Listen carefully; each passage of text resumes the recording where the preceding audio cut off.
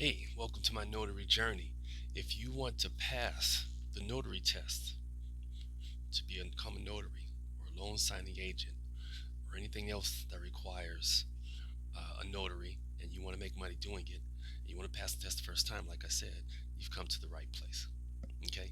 Because there's a lot to learn, and a lot to read, and a lot of memorization. And guess what? I passed it on the first try.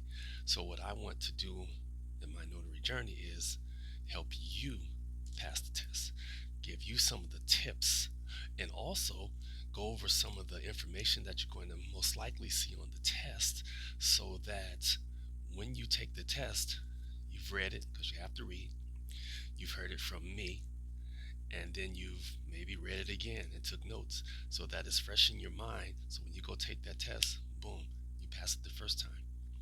The test is getting trickier and trickier. I know a lot of people who haven't passed the first time. I know experienced notaries who, one friend of mine, she's been a notary for a decade. She took the test and failed.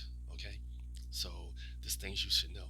First tip I want to give you is there's one for your state, but if you're in California, this is the golden book. It's called the California Notary Handbook. This is what I'm going to be reading to you from and studying with you from. This is what you need to absorb, okay? Uh, the reason for that is, you know, I did the practice test, I did everything, but when I got to the test, guess what they handed out? This. So I only had a short time to skim through this, and a lot of information on that test came directly from here. Okay, let me stop this. So I can't tell you what's on the test and not on the test, but what I can tell you is it's public information that this is what you need. All right. So in this first episode, what I'm going to do, I want to start right at the beginning to tell you what the requirements are for you to actually be able to become a notary, to see if you even qualify to be a notary. Okay. Because there are some little tricks in here. Now, first, to become a notary, you must meet the following requirements. These are the government requirements. If you're in California, be a legal resident of California. You must be at least 18 years old, right? You must satisfactorily complete a course of study approved by the state of California. So there's some hours of study that you have to do too, right? You probably already know about that. You pass the written exam. That's what we're going over right now, doing it orally so I can help you pass that written exam the first time, like I did. All right.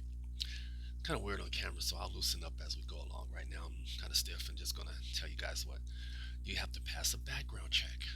All right. So when it comes to background checks, they're gonna look for things like it says it right here, convictions. All right.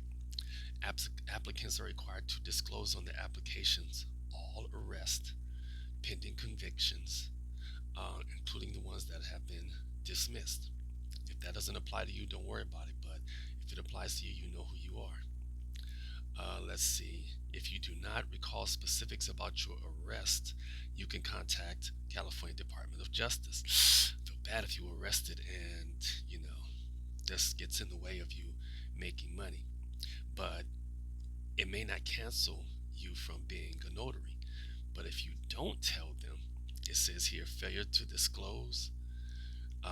Let's see, conviction of a felony, conviction of a disqualifying or lesser offense.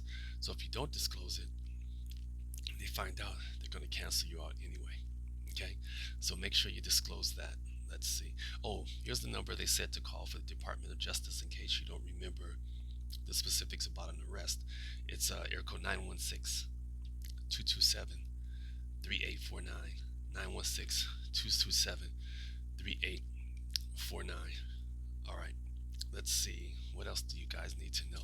You know the age, you know the, okay, requirements and timeline for qualifying. Now, let's say you pass the course study, you pass the written test. Once the commission has been issued, the person has 30 calendar days from the beginning of the prescription to take the oath and file a bond. You got to remember that. I did mine during uh, the shutdown. Let's just say that. I won't say that magic word, but during the shutdown. and no one was working. Everything was backed up. When they finally did my process, this really sucked because I passed everything. When they finally did my process, by the time I received the paperwork in the mail, the 30 days had already passed. So that threw me off course right there. But what I can tell you is exactly how to pass this test the first time. So this episode is that. You know your requirements. You know you're going to need a Notary Public bond once you get past all those things. You're going to have to know about your geographic jurisdiction, which just means if you're in California, you can provide notary services throughout California. If you are in Texas, you can provide notary services in Texas, right? In your jurisdiction. Okay. Uh, Lastly, want to make sure you do not act as if you're practicing law. That's a warning that they give here.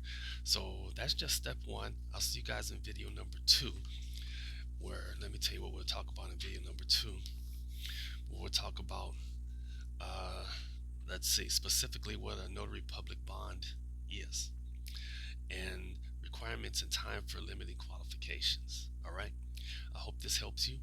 This is Sean Rogers with My Notary Journey. I'll see you guys on the next one.